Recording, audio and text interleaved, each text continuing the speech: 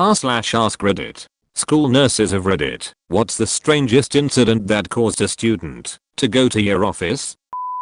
School staff. Not a nurse, but I feel like this qualifies. I'll dictate a summary of the phone call to his mom because it's funnier. Mom, hello. Me, hello. This is Mrs. Duck from your son's school. I have him in the office as he was attacked by a squirrel and you'll need to come pick him up. He may need stitches and a rabies shot. His face is very cut up, although his eyes seem fine. Mom, bahaha. Who the fuck is this really? Me, Mrs. Duck, from the school. Mom, no fucking way. Is this Sherry? Still cackling away. Me, nope. Still Mrs. Duck. Mom, you're shitting me. Me, not even a little. Mom, okay what? A squirrel? This is for real? Me, re-explains the situation. Mom, did he deserve it? Was he pestering it or? Me, no. It was a random attack. It dive bombed him from a tree. Mom, what the actual foo? I'm sorry. I'm really sorry. But seriously. Me, nah, I get it. That's what I was saying in my brain too. Mom, right. Thank you. Okay. I'm coming. I just have to tell my coworkers first, because seriously only my kid. Fuck. The kid was fine. Just ended up with a wonky eyebrow. Not the nurse but. Beyblades were a big thing at my elementary school. Like a big thing. Kids would have battles with them at lunch, and if you didn't have one you were a loser. Well, as with any fad, the legit thing tends to be expensive, so parents always buy the cheap knockoffs. As it turns out, there's a brand of knockoff Beyblades that are made out of fucking metal and are actually kinda sharp around the edges, especially the parts that stick out. They're also super heavy compared to a real Beyblade, so they spin a lot faster and longer than a real one. So this kid brought one to school and used it to battle a kid with a real Beyblade and actually broke the real one with his knockoff metal one. So obviously he wins, and the battle is over. So he goes to pick up the still spinning Beyblade, so he doesn't have to wait for it to stop, and the thing just fucking chops off his pinky finger. Okay, I'm exaggerating a little, it didn't completely cut it off, but it shredded the flesh around his knuckle so bad that when he went to the hospital there was nothing they could do to reattach it, since it was so badly damaged, and they had to just take it the rest of the way off and clean it up. From what I heard, the wound was similar to what a chainsaw would do, rip and tear flesh, rather than cleanly cut it like a knife. Beyblades were banned the next day. Instant week suspension if you were caught with one from then on. Not a nurse, but I was in gym class, goofing off with my friend. I was pretending like I was slicing him up with a flurry of knife attacks, a bunch of light pokes at the air around him that mostly didn't land, as I was running around him in circles. Then he put his fist out as I ran up behind him. We both had to clarify to the gym teacher that, no, it wasn't a fight. Yes, I ran into his fist, and yes, that was pretty stupid.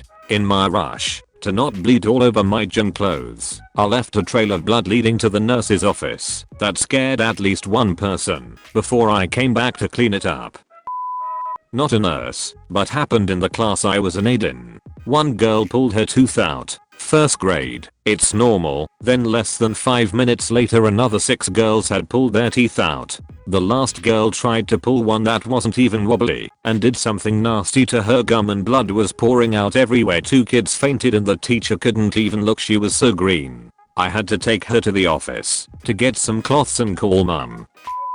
Not a nurse, but had a fellow student put a stolen test tub full of hydrochloric acid in his pocket that was full of fertilizer, ammonium nitrate. The test tube broke when he leaned forward, resulting in a chemical fire in his jeans. The fire department carried him out of the school with no pants, wrapped in an emergency blanket.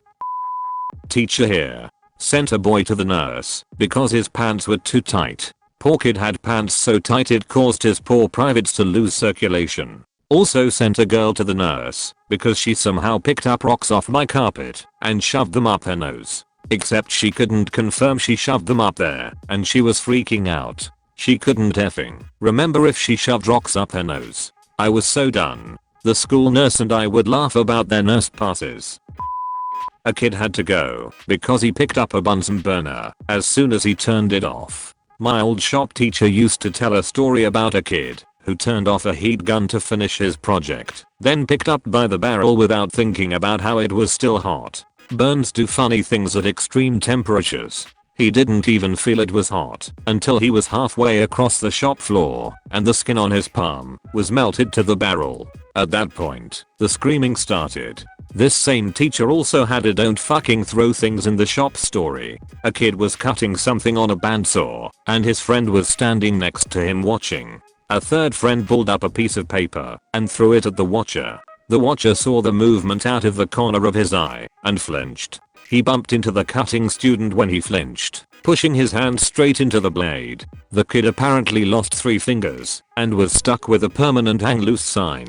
His third story was about why you don't wear frayed jeans while welding. When you weld, there's something called slag that gets produced. Essentially, it's molten metal that sparks off of your weld. Normally it's not a huge issue. Make sure you're wearing closed-toed shoes and you're fine. The metal droplets are usually tiny, so they cool relatively quickly. Well, this kid was wearing some frayed jeans, and the fray at his ankle was capturing sparks instead of bouncing them off like normal denim will do. Naturally, he lit on fire. Someone told him right away, and he could have just patted it out. But nope.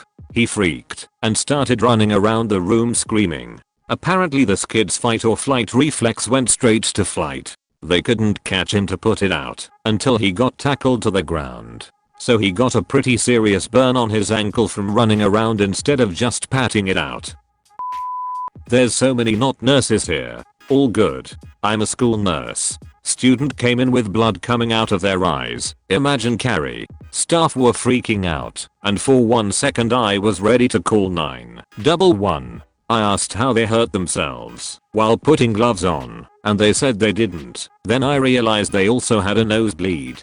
So I asked for them to pinch their nose while I pressed on both tear ducts, and within a minute, it stopped. That's probably the oddest thing I've seen. Edit. Also a high chance of Munchausen syndrome by proxy with a student's laundry list of issues. Mostly behavior/social but some health.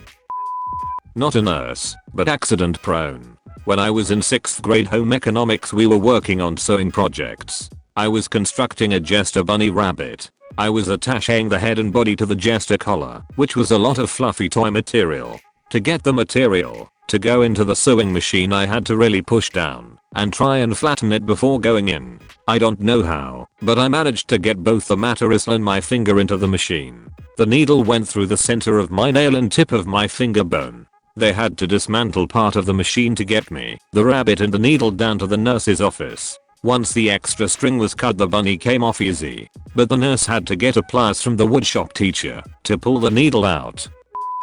Not a nurse, but I was a summer camp counselor and often brought kids to the nurse. One day I had 2 campers both lose a tooth. They separately went to the nurse and got those little treasure chests that kids put their teeth into. It was surprising that we had 2 kids lose a tooth in one day, since it was a small group and the campers were in the older range, but not out of the ordinary. Another one of my campers must have gotten jealous or something though, because suddenly she calls me over and says, "Look squid podiatrist, I can lose a tooth too," and just fucking puts her hand in her mouth and rips one out with reckless abandon. It wasn't even loose. She just went for it. There was a lot of blood and I kind of just stared at her for a few moments not processing what the hell had just happened. I think I remained professional, but it's hard to when a kid just tears a tooth out of their mouth without even flinching. It wasn't even loose. This felt like some Civil War amputation shit.